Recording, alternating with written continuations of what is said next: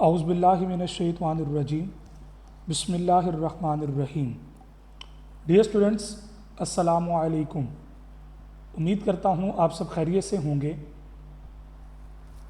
हमने last lecture में basic elements of C language की बात की थी, जिसमें हमने कुछ करैक्टर सेट्स को देखा, टोकन्स, कीवर्ड्स और आइडेंटिफायर्स के बारे में बात की थी। एक वर्ड जो हमने वहाँ पे कई दफ़ा इस्तेमाल किया जिसका नाम है वेरिएबल्स।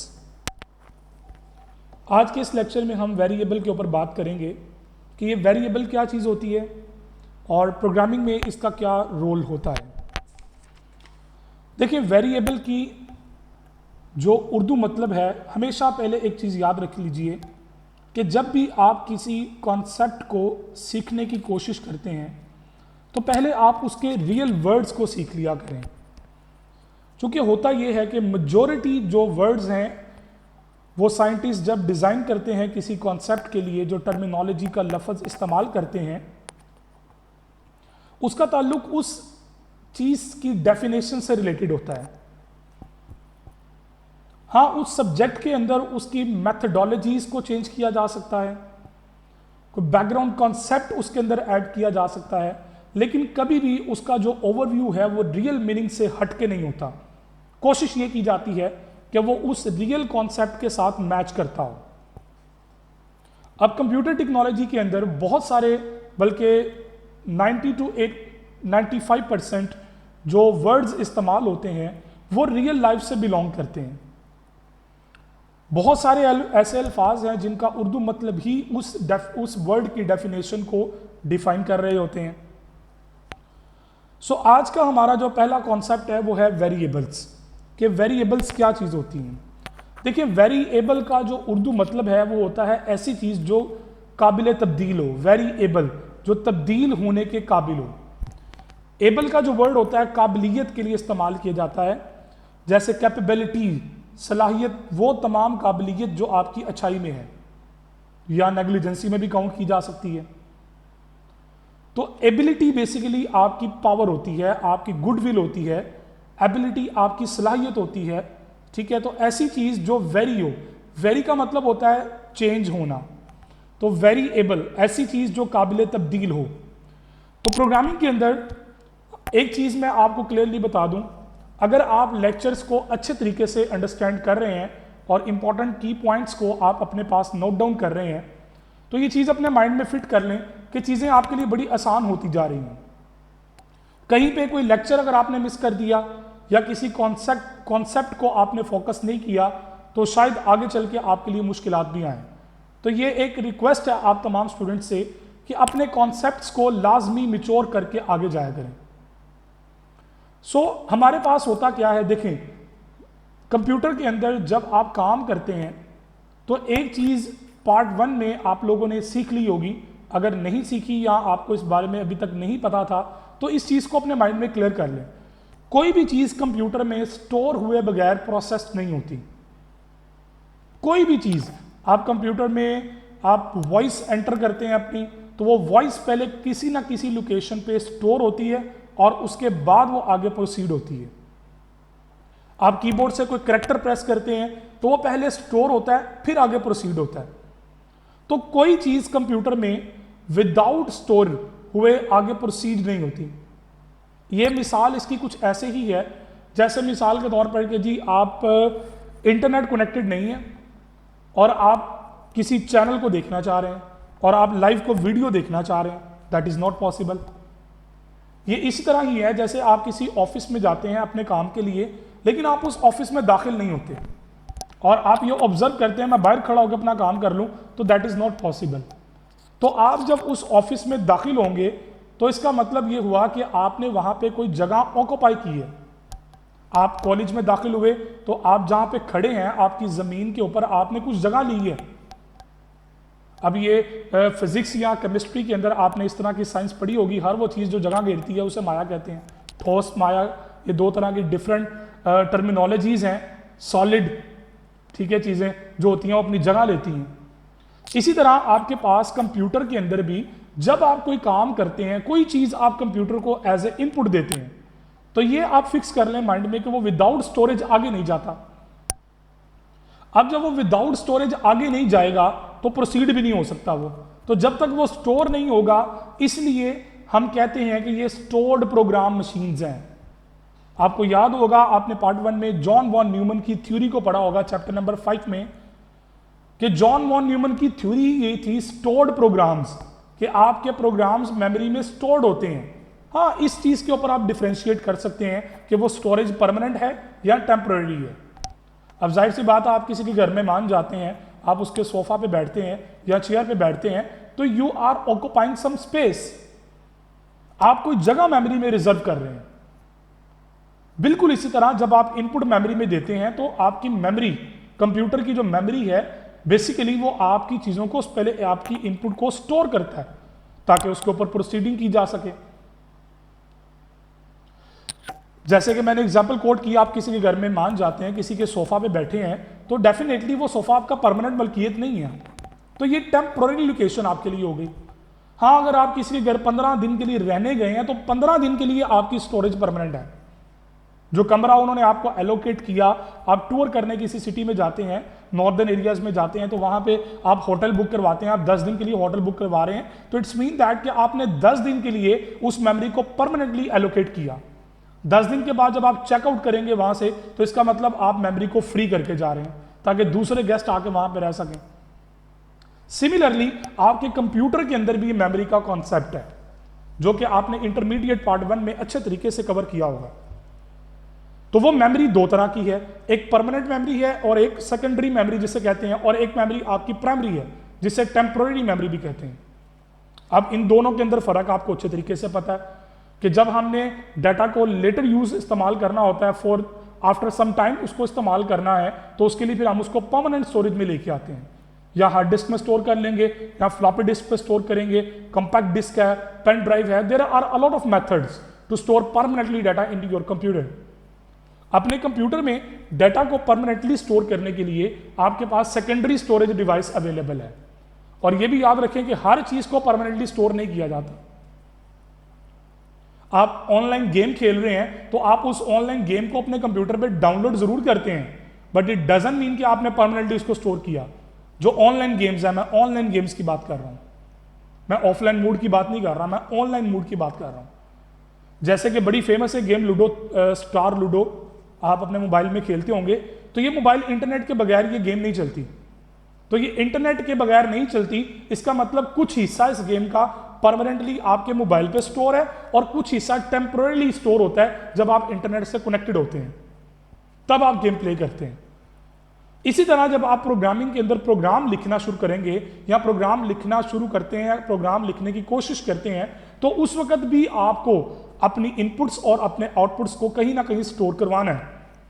और डेफिनेटली अगर हमें जरूरत उसको लेटर यूज की नहीं है तो हम उसको टेम्परेरी स्टोर करवाएंगे। अब वो दो तरह की चीजें हो सकती है ना, या हम खुद स्टोर करवा रहे हैं, या हम उसको मैकेनिज्म दे देते हैं कि जनाबे वाला ये जो चीज आ रही है इसको स्टोर करके आगे प्रोसीड करवाओ। मैं आपसे पूछता हूं व्हाट इज योर नेम, आप मुझे अपना बदले में नेम बताते हैं। अब डेफिनेटली अगर मेरे पास ब्रेन नहीं है, स्टोरेज नहीं है जहां पे मैं आपके नाम को स्टोर कर सकूं, तो नेक्स्ट टाइम जब आप मेरे सामने आएंगे मुझे पता ही नहीं होगा आपका नाम क्या है, ना मैं आपकी शक्ल से वाकफियत होगी, ना मैं आपको जानता हूँ आप कौन है। इसी तरह जब आप, अल्लाह ताला ने आपके ब्रेन में, आपके दिमाग में जो स्टोरेज रखी है वो इनपुट को स्टोर करती है। क्वेश्चन भी स्टोर हुआ था कि जब किसी नए बंदे से मिलना तो मैंने क्वेश्चन करना है व्हाट इज योर नेम, वो बदले में मुझे नेम बताएगा, मैंने उस नेम को स्टोर करना है। अब आपकी मेमोरी ऑटोमेटिकली, ब्रेन की मेमोरी उसको स्टोर करती है। अब नेक्स्ट टाइम वो शख्स आपके सामने जब आता है तो आप फौरन गेस करते हैं, आपकी मेमोरी से वो चीज रिवाइज्ड होकर सामने आती है कि जनाब फलां नाम, फलां का नाम जो है वो फलां है। तो इस चीज का ताल्लुक आपकी स्टोरेज से है। आज का लेक्चर इंतहाई इंपॉर्टेंट है क्योंकि मोस्ट ऑफ द स्टूडेंट्स आज तक इस कॉन्सेप्ट को नहीं समझ पाए और इस वजह से वो प्रोग्रामिंग अच्छी नहीं कर पाते, क्योंकि उन्हें मेमोरी की स्टोरेज का समझ नहीं आती। उसकी वजह क्या हो सकती है कि या तो वो कॉन्सेंट्रेशन नहीं करते कॉन्सेप्ट के ऊपर, या वो अपनी बैकग्राउंड को स्टडी नहीं करते कि जनाबे वाला कि स्टोरेज का कॉन्सेप्ट क्या है। तो जॉन वॉन न्यूमन ने जो कॉन्सेप्ट ऑफ स्टोरेज दिया था उसका मतलब यही था कि जनाबे वाला कोई भी चीज कंप्यूटर में विदाउट स्टोर हुए प्रोसीड नहीं हो सकती, तो हम उसके लिए फिर यूज करते हैं कंप्यूटर में टेम्पररी मेमोरी, जिसे हम नॉर्मली रैम के नाम से जानते हैं। That is your random access memory. और यही वजह है कि कंप्यूटर में रैंडम एक्सेस मेमोरी रखी जाती है, ताकि हर आने वाली इनपुट को और हर जाने वाले रिजल्ट को हम for the time being store करें, ताकि यूजर को बता सकें कि जनाबे वाला ये आपका रिजल्ट है या ये आपकी इनपुट है। देखिए, दो तरह की चीजें मुख्तलिफ हैं। एक और एग्जाम्पल कोट करता हूं। आपसे कोई शख्स पूछता है कि यार फलां का एड्रेस बताएं किधर है जी। आप उसको दो तरीके हैं ना, या तो आप उसको बता देंगे भी यहां से लेफ्ट हो जाओ, आगे से राइट हो जाओ, फिर वहां से लेफ्ट हो, फिर आगे से राइट हो, तो फाइनली आप उस डेस्टिनेशन पे पहुंच जाओगे। एक तो ये कि आप उसको गाइड कर रहे हैं, बता रहे हैं।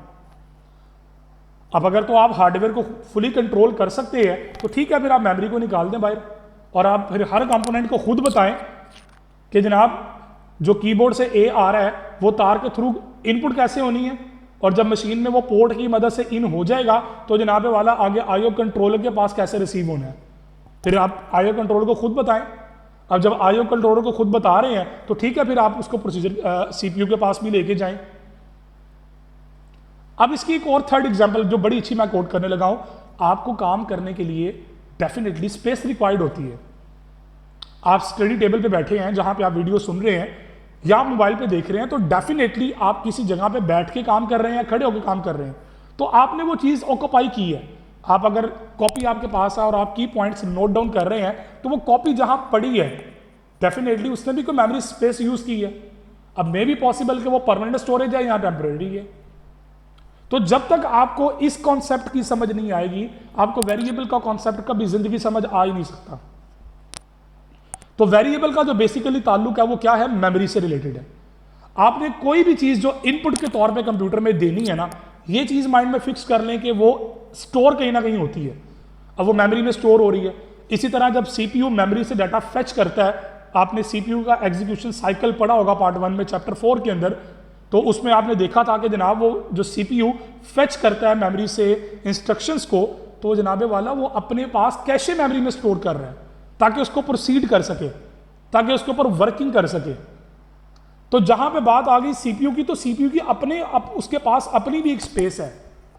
तो जनाबे वाला इसी तरह जब आप प्रोग्राम लिखेंगे तो प्रोग्राम के अंदर भी आपने इनपुट को कहीं ना कहीं स्टोर करवाना है। आपको मैं कहता हूं एक प्रोग्राम लिखो जो 2 नंबर्स को जमा करे। ठीक है, आपने प्रोग्राम लिख दिया, अब मुझे बताएं कि वो 2 नंबर कौन से होंगे। अगर तो आप अपनी मर्जी के 2 नंबर लगा देंगे तो ये तो फिर प्रोग्राम तो ना हुआ, ये तो मैं फिर पेपर पे भी कर सकता था। तो वो तो हमेशा सिर्फ वही 2 नंबर्स को प्लस करेगा। मैंने कहा था मेरे 2 नंबर जमा करें। अब मेरे 2 नंबर जमा करने के लिए मैंने आपको नंबर नहीं बताए। अब आप उसकी जगह क्या करेंगे, आप एक मेमोरी लोकेशन ऑब्जर्व कर लेंगे। आप कहेंगे कि जनाब ये जो मिस्टर ए है, इसकी जो वैल्यू पहली वाली आएगी वो यहां स्टोर कर लो, जो दूसरी वाली वैल्यू आएगी वो यहां स्टोर करो और इन दोनों को प्लस कर दो। अब आपने क्या किया, आपने बेसिकली वैल्यू को प्लस नहीं किया, आपने बेसिकली मेमोरीज को डील किया। आपने मेमोरीज को डील किया और मेमोरीज में आने वाली वैल्यूज को ट्रीट किया कि जो भी इसके अंदर आएगा आप उसको प्लस करोगे। सो that is a concept of variable. ये वेरिएबल है। वेरिएबल बेसिकली एक मेमोरी लोकेशन है। अब प्रोग्राम्स, अब मैं चीजें आपको सामने क्लियर कर देता हूं। आपके पास रैम के अंदर बेसिकली मेमोरी जो है वो ब्लॉक्स बने, छोटे छोटे खाने बने हुए हैं। हर खाने का कोई ना कोई एड्रेस है। हर खाने का, हर एक एलिमेंट का, उस खाने को सेल के नाम से कहते हैं। मेमोरी के कुछ सेल्स हैं। अब उस सेल को बेसिकली एक एड्रेस के साथ असाइन किया गया हुआ। आप घर में रहते हैं, घर का कोई ना कोई एड्रेस होगा। घर का नंबर है, गली का नंबर है, मोहल्ले का नाम है, इलाके का नाम है, शहर का नाम है, सूबे का नाम है, मुल्क का नाम है। तो ये पूरा कंप्लीट एक एड्रेस है। इसी तरह आपकी मेमोरी के अंदर भी हर एक मेमोरी सेल का एक यूनिक एड्रेस है और उस एड्रेस की बेस पर आप उसको एक्सेस करते हैं। तो उस एड्रेस का आपको नहीं पता होता और हमें जरूरत भी नहीं होती उसको जानने की, क्योंकि ये इंटरनल मशीन का काम है। कंपाइलर और उसके जो ट्रांसलेटर और मशीन का ये प्रोसीजर है, हमें उससे गर्ज भी नहीं। हम उसकी जगह पे क्या करते हैं, अपना एक नाम रख देते हैं।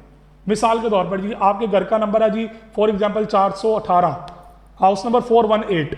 आपने घर का नाम रखा हुआ है कि जी चौधरी हाउस। अब ये चौधरी हाउस क्या है, ये आपका असाइन किया हुआ नेम है।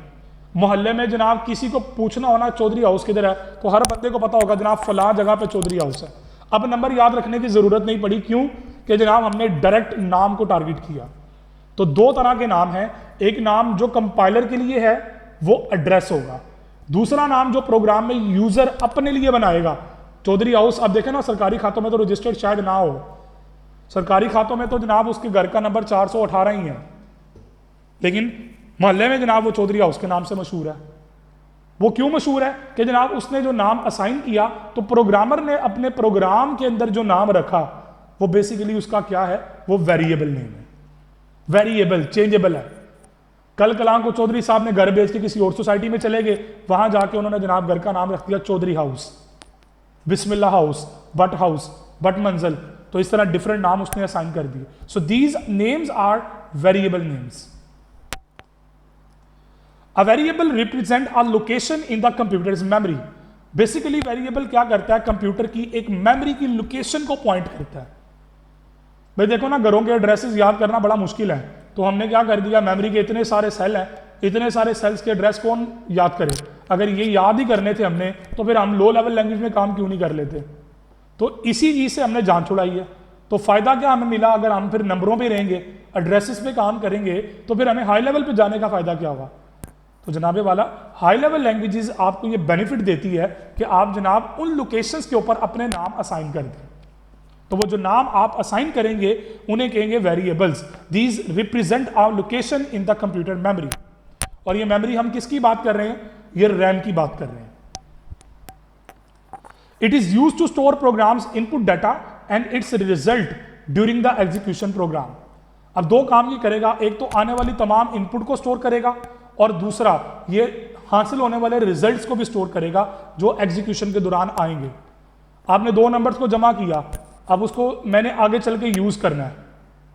मिसाल के तौर पर जी मैं आपका रिजल्ट कार्ड बनाने के लिए प्रोग्राम लिख रहा हूं, 6 सब्जेक्ट के नंबर लिए, टोटल मार्क्स मैंने स्टूडेंट को बता दिए जी तुम्हारे ऑब्टेन मार्क्स इतने हैं, आगे एवरेज निकालनी है। तो एवरेज के लिए ऑब्टेन मार्क्स रिक्वायर्ड है कि नहीं है, तो डेफिनेटली जब रिक्वायर्ड है तो मैंने उसको ऑब्टेन मार्क्स में स्टोर कर लिया, तो दैट इज माय वेरिएबल।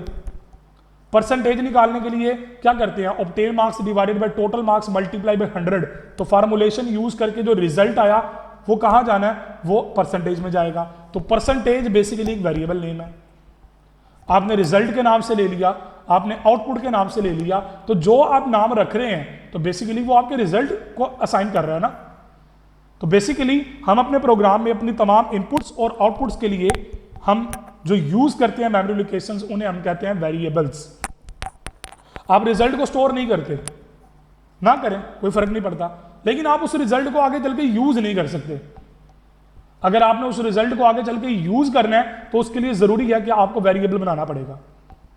इसी तरह आप कहते हैं जी मैं इनपुट स्टोर नहीं करता, तो जनाब अगर आप इनपुट स्टोर नहीं करेंगे तो सीपीयू को कैसे पता लगेगा आपने क्या एंटर किया है। वो डायरेक्टली प्रोसीड तो नहीं करेगा, वो कहेगा जनाब मेरा असूल ये है कि पहले जो इनपुट आएगी मैं अपने मास मेमोरी में स्टोर करूंगा, फिर उसको प्रोसीड करूंगा। So the name of the memory location during program execution remain fixed. अच्छा यहां पे याद रख लें, चेंजेबल से मुराद क्या है, जनाब वैल्यू चेंज होगी, उसका नाम आप चेंज नहीं कर सकते। एक नाम जो आपने वेरिएबल का रख दिया, वो प्रोग्राम जब तक प्रॉपरली टर्मिनेट नहीं होगा, खत्म नहीं होगा, उसका नाम नहीं आप तब्दील कर सकते। तो वो नाम उसका फिक्स रहेगा, लेकिन जो उसके अंदर पड़ा हुआ डाटा है वो आप चेंज कर सकते हैं। हो सकता है कि मैंने एक वेरिएबल रिजल्ट के नाम से बनाया, पहले मैंने परसेंटेज निकाली उसके अंदर, आगे चल के मैंने उसके अंदर मीन निकाल दिया, आगे चल के मैंने मीडियन निकाल दिया, आगे चल के मैंने स्टैंडर्ड डेविएशन स्टोर कर दिया उसके अंदर, आगे चल के मैंने एक कुछ और रिजल्ट उसके अंदर स्टोर कर दिया। तो उसके अंदर पड़ी हुई वैल्यू चेंज हो सकती है, लेकिन उसका आप नाम चेंज नहीं कर सकते। Each variable is given a name in a program. और याद रखें कि हर एक वेरिएबल का कोई ना कोई, जो वेरिएबल आप बना रहे हैं उसको कोई ना कोई नाम जरूर देना पड़ेगा प्रोग्राम के अंदर। आप प्रोग्राम में उसको नाम नहीं देते तो आप फिर उसको इस्तेमाल ही नहीं कर सकते। आपके घर में जितने अफराद हैं, हर फर्द का कोई ना कोई नाम है, तो उसी नाम से बुलाते हैं ना उसको। फुला, अली, बिलाल, कामरान, आप उसके नाम से बुलाते हैं। आपने नाम ही नहीं रखा हुआ किसी का, तो आप कैसे उसको कॉल करेंगे, आप उसको बुला ही नहीं सकते। क्या कहेंगे, ओए बात सुनो, तो वो ओए अगर 10 लड़के खड़े हों तो किसको बुलाया आपने? क्लियर ही नहीं है आपको। दो चीजें हैं ना, या तो उंगली से फिंगर से आप पॉइंट करेंगे फुला, या उसका नाम कॉल कर देंगे। तो इसीलिए हर वेरिएबल का प्रोग्राम के अंदर कोई ना कोई नाम रखना पड़ेगा। Different memory locations are allocated to variable when program is executed. अब एक प्रोग्राम के अंदर कई वेरिएबल चल रहे होते हैं, बन रहे होते हैं। जब प्रोग्राम की एग्जीक्यूशन स्टार्ट होती है तो बहुत सारे उसके अंदर मेमोरी की लोकेशंस एलोकेट हो रही होती हैं, बहुत सारी मेमोरी लोकेशंस एलोकेट हो रही होती हैं। The data is stored and read and from memory with the reference of variable name. और प्रोग्राम की एग्जीक्यूशन के दौरान वेरिएबल में डाटा उठाया भी जा रहा होता है और वेरिएबल में डाटा रखा भी जा रहा होता है। ये सारे काम चल रहे होते हैं, लेकिन वो वेरिएबल पहले प्रोग्राम में आपने बनाए होते हैं। तो एग्जीक्यूशन टाइम पे वो किसी से वैल्यू उठा रहा होता है, किसी में वैल्यू स्टोर कर रहा होता है। और इस काम के लिए हम नॉर्मली यूज करते हैं रैम को, जैसे कि मैंने पहले बता दिया। So RAM is a temporary memory, therefore data is store in variable temporary. चूंकि वेरिएबल मेमोरी में बन रहे होते हैं रैम के अंदर, सो इसलिए ये टेम्पररी वेरिएबल्स होते हैं। जैसे ही प्रोग्राम एग्जीक्यूशन खत्म होती है वो तमाम वेरिएबल मेमोरी से खत्म कर दिए जाते हैं। The data stored in the variables are automatically removed when execution of programs end. जैसे ही आपकी प्रोग्राम की एग्जीक्यूशन खत्म होती है तो वो तमाम वैल्यूज जो उन वेरिएबल्स के अंदर पड़ी होती है वो रीसेट हो जाती है, जीरो सेट हो जाती है। अब वो जीरो सेट होती है या गार्बेज होती है, इसकी आगे चल के बात करेंगे। In C program each variable has some concept with it. हर वेरिएबल के साथ कुछ चीजें हैं, जैसे कि मैंने स्टार्ट पे जिक्र किया। हम उस वेरिएबल की पहले जरा चीजों को अंडरस्टैंड कर लेते हैं। एक तो होता है उसका नेम, जो प्रोग्रामर अपने प्रोग्राम के अंदर अपनी मर्जी के मुताबिक रखता है। अब नाम कुछ भी रख सकते हैं आप, अब वो नाम रखने के कवानीन है वो आइंदा लेक्चर में हम डिस्कस करेंगे इंशाल्लाह। सो अभी आज का लेक्चर हमारा सिर्फ वेरिएबल के कॉन्सेप्ट के ऊपर है। वो असूल क्या है रखने के लिए वो आगे चल के बात करेंगे, फिर हम वहां पे उसको यूज करेंगे। सो पहली चीज क्या है? वेरिएबल का नेम, कि आप उसको अपने प्रोग्राम के अंदर नाम क्या दे रहे हैं। और ये रिस्पॉन्सिबिलिटी होती है प्रोग्रामर की कि प्रोग्राम का नाम, प्रोग्राम में वो अपने वेरिएबल का नाम क्या रख रहा है। दूसरे नंबर पे होता है वेरिएबल का एड्रेस। अब ये रिस्पॉन्सिबिलिटी प्रोग्रामर की नहीं होती और ना ही हमें इससे गर्ज होता है। हम देखना चाहें तो देख सकते हैं, लेकिन हमें गर्ज नहीं होती इससे। इसका ताल्लुक कंपाइलर और मशीन के साथ होता है। मशीन यूज करता है एड्रेस के थ्रू, मशीन वर्किंग करता है उस एड्रेस के थ्रू। जैसे हम अपने प्रोग्राम में उसके नाम से उसको बुलाते हैं और मशीन उसको फिर उसके एड्रेस के साथ यूज करती है। तीसरे नंबर पे है जी कंटेंट ऑफ वेरिएबल। उस वेरिएबल में पड़ा क्या हुआ है, कंटेंट, डाटा। उसके अंदर डाटा किस किस्म का रखा आपने, डाटा क्या उसके अंदर पड़ा क्या हुआ है। और चौथे नंबर पे है टाइप ऑफ वेरिएबल, कि वो किस किस्म की उसके अंदर वैल्यू आ रही है। Type of variable, nature of data, data किस किस्म का रखा गया। एक तो है ना कंटेंट कि डाटा क्या है उसके अंदर, और एक है टाइप, किस किस्म का डाटा है। सो पहले बात करते हैं नेम ऑफ वेरिएबल की। So it refers to the identifier that is assigned to a specific location in the computer memory. अब इस कंप्यूटर मेमोरी में आपने जो असाइन की लोकेशन, तो डेफिनेटली आपने उसको आइडेंटिफायर कहा। हमने गुज़िश्ता लेक्चर में आइडेंटिफायर्स की बात की थी, तो आपके ज़हन में वो कॉन्सेप्ट आइडेंटिफायर का ही होगा। तो वो आइडेंटिफायर्स ही आपके वेरिएबल्स होते हैं। तो बेसिकली नाम आप इसलिए रखते हैं ताकि उस आइडेंटिफायर को आप रेफर कर सको। This work is defined by the programmer in the program. Programmer ये काम करता है प्रोग्राम के अंदर। So programmer can set name of variable as per need. अब कोशिश ये होती है कि वेरिएबल का नाम वो रखें जिस मकसद के लिए इसको बनाया जा रहा है। मैंने परसेंटेज स्टोर करवानी है तो मैं उसका नाम ही परसेंटेज रखूंगा। मैंने सम करना है दो वेरिएबल्स को तो मैं उसका नाम ही सम रखूंगा। मीनिंगफुल नेम रखेंगे। आप उसके अंदर XYZ छीदा वगैरह भी रखना चाहे तो रख सकते हैं। आप जो नाम रखना चाहे रख सकते हैं, लेकिन कुछ कवानीन है, अगर आप उन कवानीन को फॉलो करते हैं तो आप नाम रख सकते हैं, लेकिन रिकमेंडेड नहीं है। एक अच्छे प्रोग्रामर को ये जेब नहीं देता कि वो इस तरह के फजूल नाम रखे।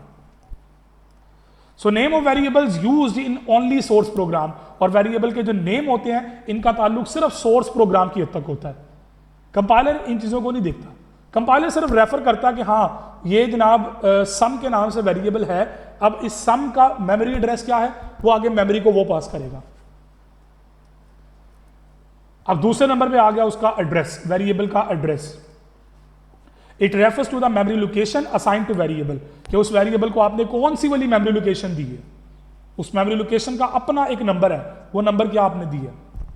इंशाल्लाह आगे एग्जाम्पल में हम पढ़ेंगे, प्रोग्राम जब बनाना शुरू करेंगे तो मैं आपको बताऊंगा कि आप मेमोरी से एड्रेस देखना हो, मेमोरी का जो आपने वेरिएबल बनाया उसकी मेमोरी का एड्रेस देखना है, तो मेमोरी का वो एड्रेस आप कैसे देख सकते हैं। So programmer don't know about address, और ना ही प्रोग्रामर को पता होता है कि इसका एड्रेस क्या है, और ना ही उसे ताल्लुक इस चीज से होता है। हाँ, जानना चाहे तो वो जान सकता है, ये बात मैंने बता दी कि प्रोग्रामर देख सकता है, जानना चाहे तो वो देख सकता है कि हाँ मुझे बताओ इसका एड्रेस क्या है। आगे चल के हमारा कॉन्सेप्ट आएगा पॉइंटर्स का, तो उसके अंदर फिर हम खेलते हैं एड्रेसेस के साथ हैं, फिर हम काम ही एड्रेस के ऊपर करते हैं, तो उस वक्त फिर हम बात करेंगे कि ये एड्रेस कैसे चेक होते हैं। So address of variables are assigned by the CPU, ये काम सीपीयू की रिस्पॉन्सिबिलिटी में आता है। आगे नेक्स्ट हमारा कॉन्सेप्ट था दी टाइप ऑफ वेरिएबल, कि वेरिएबल की टाइप से मुराद क्या है। It refers to the nature of data stored in variable, किस किस्म का डाटा, नंबर है, कैरेक्टर्स हैं, स्ट्रिंग है, कौन सी किस्म का डाटा स्टोर किया गया आपके। तो सी लैंग्वेज एक टाइप्ड लैंग्वेज है, याद रखिएगा, बगैर टाइप के ये काम नहीं करता। ऐसा नहीं है कि आपने कहा जी कि मैंने इसके अंदर नाम रख दिया, आगे चल के मैं एज स्टोर कर लूंगा, नो, आपने जिस टाइप का डिफाइन किया उसी टाइप का डाटा उसके अंदर आएगा। तो सी लैंग्वेज टाइप्ड लैंग्वेज है, ये याद रखना आपने। Type refers to the data type, किस किस्म का data. Type of variable defined by user according to data, और ये काम भी प्रोग्रामर करता है, बताता है किस किस्म का डाटा स्टोर करना है इसके अंदर, और ये बताना पड़ता है पहले। जो वेरिएबल आप बनाएंगे आपको पहले बताना पड़ेगा किस किस्म का डाटा इसके अंदर मैंने स्टोर करवाना है। Without data type variable can not be used in program, बगैर डाटा टाइप के आप प्रोग्राम के अंदर अपने वेरिएबल्स को यूज नहीं कर सकते, कोई सूरत बनती नहीं है उसको इस्तेमाल करने की। अब बात कर लेते हैं कंटेंट की, तो कंटेंट क्या है, उसके अंदर पड़ा हुआ data. It refers to the value stored in memory location assign to the variable, variable के अंदर रखा क्या जा रहा है। एक तो हो गया ना किस किस्म का डाटा, और एक डाटा एक्चुअल जो उसके अंदर रखा जा रहा है। जैसे हमने कहा जी इस वेरिएबल में नाम स्टोर होगा, तो टाइप उसकी आ गई नेम, ठीक है। अब नेम क्या है, अली एक नाम है, तो अली बेसिकली उसके अंदर स्टोर हुआ है, that is your content of variable. Contents are referred to the value stored in variable, और this value assigned by the user और programmer। और ये वैल्यू या तो यूजर, अब यूजर कौन होता है, इस्तेमाल करने वाला, और प्रोग्रामर कौन होता है, प्रोग्राम बनाने वाला। ये दो डिफरेंट वर्ड है, अभी तक हम दोनों को इकट्ठा चला रहे थे, लेकिन आज से आगे जितने लेक्चर्स हैं इस पूरी प्रोग्रामिंग में, अब आपने इन दोनों में फर्क रखना है कि यूजर कौन है, जो प्रोग्राम के रिजल्ट्स को देख रहा है, जो प्रोग्राम को इस्तेमाल कर रहा है, और प्रोग्रामर कौन है, जो प्रोग्राम को बना रहा है। So can be modified during execution of program, value चूंकि चेंज हो रही है ना, तो एग्जीक्यूशन के दौरान आप इसके अंदर चेंज कर सकते हैं वैल्यूज को। अब मैं ग्राफिकल एक्सप्लेनेशन की बात करूं तो बड़ा सिंपल है, ये आपकी जो नजर आ रहे हैं ये खाने बने हुए हैं, बेसिकली ये मेमोरी है। मैंने इसको लॉजिकली डिफाइन किया कि फर्ज कर ले मेमोरी में इस तरह खाने बने हुए हैं, हर खाने का कोई ना कोई नाम है, वो एड्रेस है उसका, जैसे 000, टेट्रा 0, 0001, 0002, 0003, तो ये डिफरेंट नाम है इन मेमोरी लोकेशंस के। अब इसी तरह मैंने एक वेरिएबल बनाया जिसका नाम रखा x2, एड्रेस उसका क्या है 0006, और उसकी वैल्यू क्या है 62।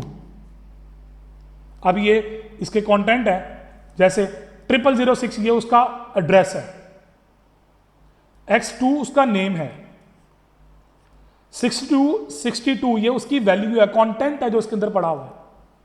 62 चूंकि नंबर टाइप का डाटा है, नंबर है, तो ये नंबर बेसिकली उसकी टाइप है। सो मेरा ख्याल है कि आप लोग यहां तक वेरिएबल के कॉन्सेप्ट को अच्छे तरीके से समझ चुके होंगे।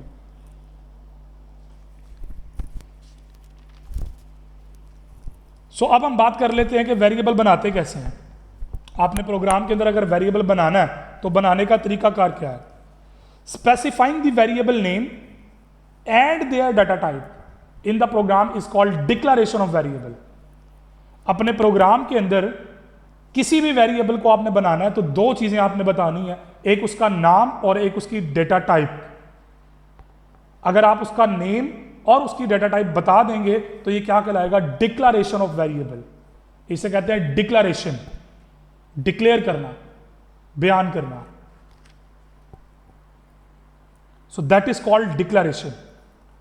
सो C is a typed language, मैंने पहले भी जिक्र किया कि ये टाइप्ड लैंग्वेज है। इसका मतलब क्या है, all variables must be declare before they are used in program. इसका मतलब है अगर आप वेरिएबल प्रोग्राम में यूज करना चाह रहे हैं तो आपको पहले जनाबे वाला उसको डिक्लेयर करना पड़ेगा। अगर आप डिक्लेयर नहीं करते तो जनाब आप उसको इस्तेमाल ही नहीं कर सकते। हाँ, वैल्यू आगे चल के आप वैल्यू आप नहीं भी देते, ना दें, वैल्यू आप बाद में भी दे सकते हैं, लेकिन बनाना उसको प्रोग्राम चलाने से पहले है।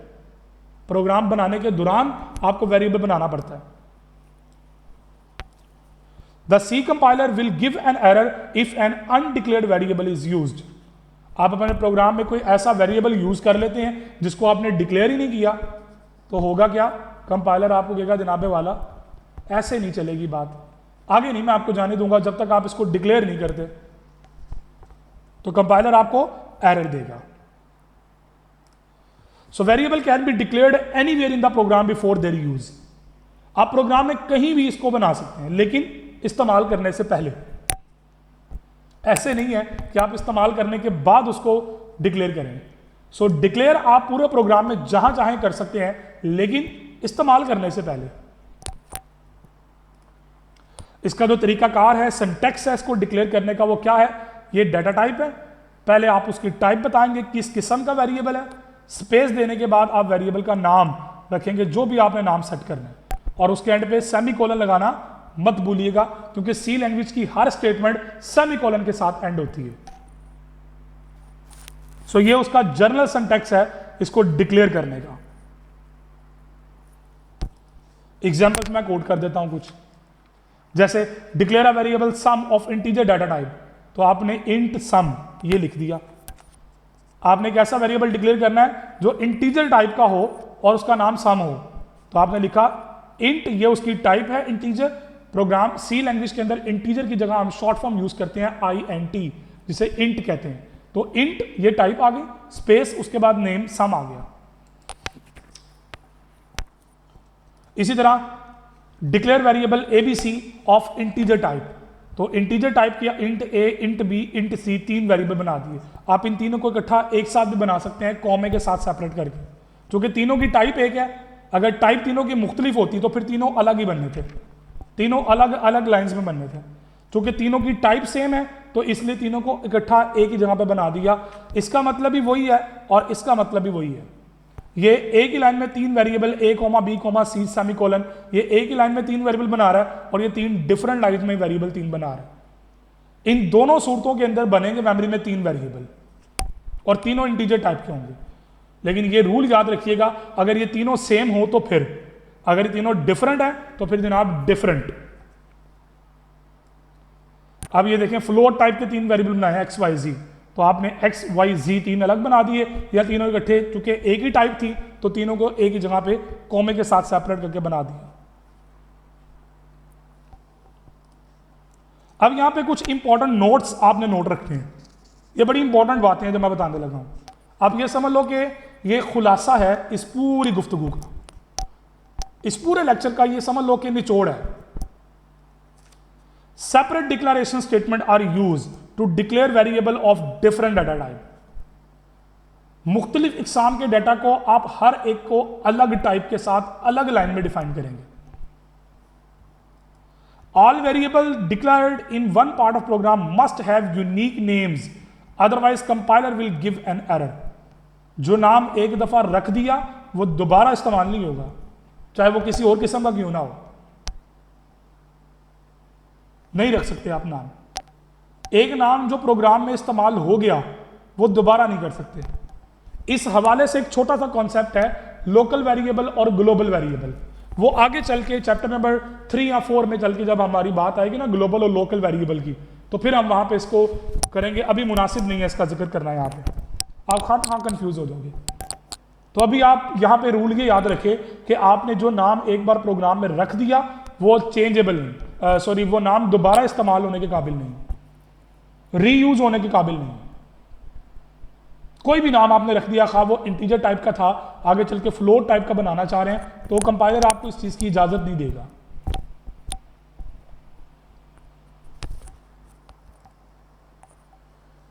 कुछ कॉन्सेप्चुअल नोट्स भी आपके लिए मैं दे देता हूं कि variable declaration informs the compiler the name of variable and it's data type. Variable की डिक्लेरेशन से मुराद क्या है, हम कंपाइलर को बता देते हैं कि जनाब मेरे वेरिएबल का नाम क्या है और इसकी किस्म क्या है। It does not reserve memory space for variable in the memory, वो आपके बताने पर मेमोरी रिजर्व नहीं करेगा। हाँ, वेरिएबल की जो डेफिनेशन होगी ये कंपाइलर को बताएगी कि वेरिएबल का नाम क्या है, वेरिएबल की टाइप क्या है, और ये मेमोरी में लोकेशन भी रिजर्व करेगा। जो वेरिएबल की जो डेफिनेशन है, दो मुख्तलिफ चीजें हैं, डिक्लेरेशन एंड डेफिनेशन। आपको याद होगा हमने चैप्टर 1 में डिफाइंड डायरेक्टिव की बात की थी। मैं यहां पे सिर्फ हिंट दे रहा हूं ताकि जाके वहां पे कॉन्सेप्ट को जरा एक बार रोल बैक कर लें।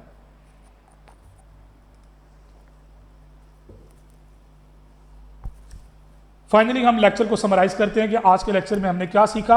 आज का लेक्चर इंतहाई इंपॉर्टेंट था कंसेप्चुअल पॉइंट ऑफ व्यू से कि वेरिएबल जो पूरे प्रोग्राम के अंदर, पूरे सी प्रोग्रामिंग में आपका लफ्ज बार बार इस्तेमाल होगा, उसकी बेसिकली आज हमने पोस्टमार्टम किया कि वेरिएबल्स क्या होते हैं, मेमोरी में एड्रेस क्या होता है, वेरिएबल का नाम क्या होता है, वेरिएबल के कंटेंट्स क्या होते हैं, वेरिएबल की जो है वो वैल्यू क्या होती है, उसकी टाइप क्या होती है।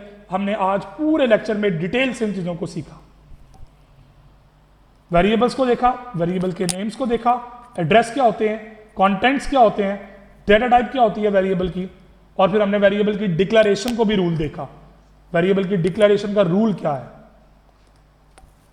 उम्मीद करता हूं आज के लेक्चर को आप लोगों ने अच्छे तरीके से अंडरस्टैंड किया होगा। अपने नोट्स मत बनाना भूलिएगा, चूंकि मैं ये बात बार बार आपसे कहता हूं कि यार चीजों को समराइज आप खुद करें। जब तक आप चीजों को समराइज खुद नहीं करेंगे, मेरे समराइज कर देने से चीजें क्लियर नहीं होंगी। मैं 2 घंटे का लेक्चर भी रिकॉर्ड करके दे दूंगा, क्लास में टीचर आपको 5 घंटे भी लेक्चर दे देगा ना, जब तक आप खुद समराइज नहीं करेंगे अपनी चीजों को, तो चीजें आपके लिए आसान नहीं होंगी। मैं मैक्सिमम ये कर सकता हूं कि आपके लिए डिटेल में जाकर चीजों को समझा दूं, और मैंने डिटेल में जाकर चीजों को समझा दिया, लेकिन उनको कवर अप करना अब आपकी जिम्मेदारी है। उस पर फोकस करें, उन कॉन्सेप्ट्स के पोस्टमार्टम जरूर किया करें। एक गुड प्रैक्टिस पता क्या होती है, मैं आपको एडवाइस करता हूं तरीका, आप इसको फॉलो करके देखें, 2-3 लेक्चर इस तरीके से चले, देखें आपको चीजें ऐसी समझ आएंगी कि आप आगे समझाने के काबिल होंगे।